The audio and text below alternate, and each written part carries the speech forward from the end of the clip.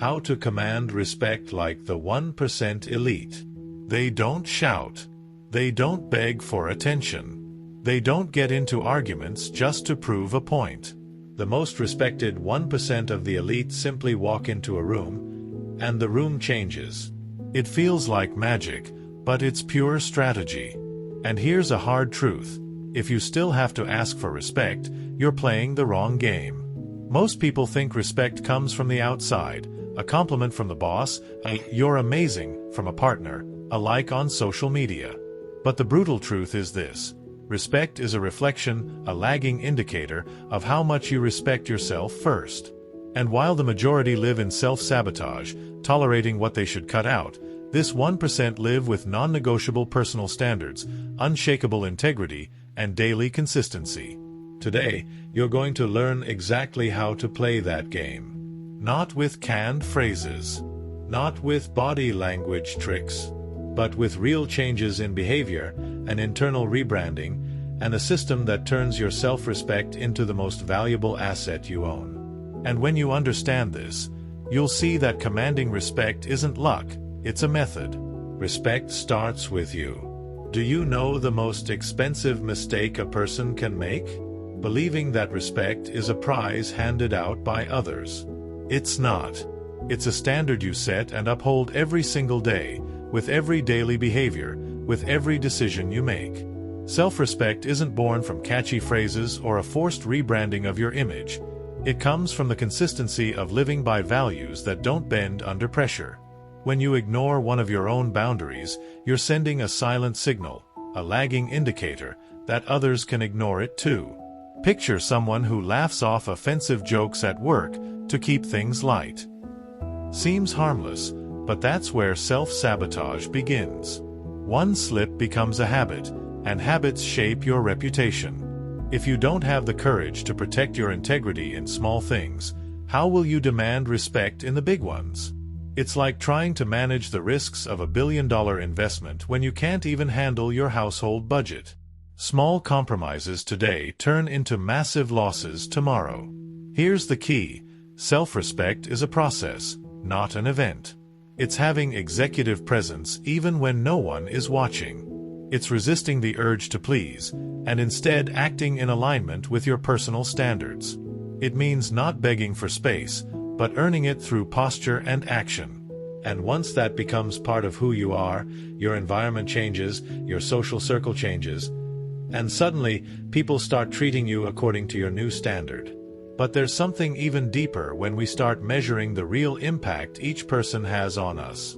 Measure people by the cost they have on you. Life is like an investment portfolio. Some people bring returns, others drain your resources. And we're not just talking about money, we're talking about energy, trust, integrity. If every interaction with someone chips away at your self-respect or pulls you out of alignment with your values, that relationship is far too expensive. The problem is, many people ignore risk management in their own social circle and silently pay the price as if it were normal. Try a simple test. After spending time with this person, do you like who you are more or less? Does your behavior improve, or do you notice a slight drift, a self-sabotage disguised as harmless fun? This applies to friends, colleagues, even business partners. A healthy environment, just like good investments, must have consistency. And consistency is measured by the standards you live by, not by the promises you hear. Remember, personal rebranding starts with filtering who you allow around you. Avoiding high-risk situations, in this case, means avoiding ties that corrode your executive presence and weaken your standards. And make no mistake, you can't change someone upward if they're not ready to live by higher values. That's why leaving toxic environments isn't weakness, it's strategic action. Because when you remove what drains you, you make room for what builds you. And that habit change demands a solid system of self-respect. Self-respect is a system, not a feeling. Many people wait to feel confident before they act, when in reality, it's action that builds confidence. Self-respect works the same way. It's not a fleeting emotion, it's a repeatable system of daily behaviors. Keep your word to yourself, always. Don't promise to wake up early for a workout and then make excuses. Each broken commitment is like a crack that weakens your reputation and your integrity. Personal standards are sustained by consistency, and consistency is the most valuable brick in your internal rebranding. Leave environments that throw you out of alignment. It's like trying to grow a healthy plant in contaminated soil. No matter how much you try, the environment will win. Sometimes avoiding high-risk situations simply means avoiding certain conversations, certain parties, or even certain friends who confuse freedom with self-sabotage. Risk management is also about choosing who, where, and how you spend your energy. And when discomfort shows up, embrace it. Yes, because choosing short-term discomfort to protect your values is planting the seed for long-term growth. Living your values under pressure strengthens your executive presence, and speaking the truth without dumping emotions is proof of maturity. It's not about saying everything you think, but thinking about the result before you speak. This kind of emotional control creates a solid foundation, one you'll need when it's time to teach respect through actions and consequences. Respect is taught through consequences, not conversations. Saying, "You need to respect me," is like trying to put out a fire with a leaky bucket. It feels like you're doing something, but the flames keep burning. People learn far more from what you allow than from what you explain. If a coworker constantly crosses your boundaries and all you do is complain, you're teaching them there's no real consequence. Respect is built through risk management in your relationships, spotting harmful behavior and acting on it, not just reacting to it. Action is what changes the game. If a business partner breaks an agreement, remove them from the project. If a friend betrays your trust, step back. Silence and distance can carry more weight than hours of debate. These kinds of decisions shape your reputation and strengthen your personal standards, showing that you truly live your values, even if it costs you some discomfort. The interesting thing is that this firmness doesn't require shouting or long justifications. A quiet exit, followed by a clear change in behavior, is a lagging indicator that people understand quickly. And the more you practice this integrity in small situations, the easier it becomes to stay calm in the big ones. This skill will be even more essential when we talk about mastering your emotions to protect your self-respect. Mastering your emotions is a high level of self-respect. There's a kind of strength that makes no noise, and it's exactly that kind of strength that intimidates those who try to push past your limits. People with executive presence don't lose control. They act with calm, with decisiveness, with consistency. Mastering your emotions isn't about suppressing what you feel, but about channeling that energy into actions that keep you aligned. Remember, blowing up might bring short-term relief, but it comes at a high cost to your reputation and integrity. Plan your consequences before the problem happens. It's just like risk management. You don't wait for the market to crash to decide what to do with your investments. If someone crosses the line, know exactly what your action will be, and execute it without drama.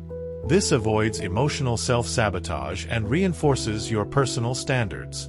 Strategic silence is often more powerful than any argument. And the more you practice this discipline, the easier it becomes to avoid high-risk emotional situations. By choosing distance over conflict, you preserve energy for what truly matters. This ability to stay steady, even in discomfort, is a growth catalyst that sets the stage for the next level. Never having to argue to be respected, because your behavior already makes that clear. People with high self-respect never argue to be respected. People who know their worth don't enter battles to prove it.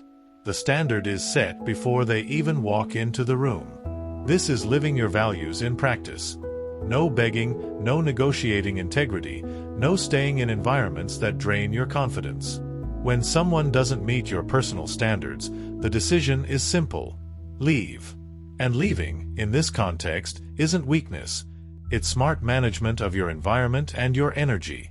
Imagine discovering a betrayal and, instead of hours of arguing, simply stating that the relationship is over.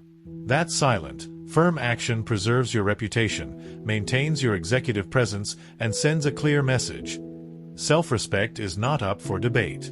The same goes in business. If a partner breaks the deal, the contract is ended, no drama, but with full consistency. Not every conversation is worth having, and repeated disrespect rarely changes through more dialogue. Patience doesn't mean tolerating what undermines your growth. It means waiting for the right moment to act, and when that moment comes, not hesitating. This is where everything connects. Respect starts internally, is reinforced through action, and is maintained by choices aligned with your values. So now the question is, are you ready to live this way every single day? So, tell me, how many times have you swallowed situations that destroyed your self-respect just to keep the peace? How many times have you let the fear of losing someone or something speak louder than your personal standards? If you recognized yourself in any of these situations, know that you're one decision away from flipping the script. And that decision isn't magic, it's action. You already have the tools. Knowing that respect starts with you, measuring the impact of people on your environment, creating a system of daily behaviors, teaching with consequences, mastering your emotions, and never begging to be respected. Now it's time to act. Because if you don't, who will? So start now. Choose one boundary to reinforce today. Adjust one behavior that doesn't represent who you want to be. Then come back here and tell me in the comments what your first action was. And remember, if this video made you think differently, share it with someone who needs to hear it, subscribe to our channel, and turn on notifications so you can keep growing on this journey. The more people have access to this knowledge, the easier it becomes to build a social circle that breathes integrity and growth.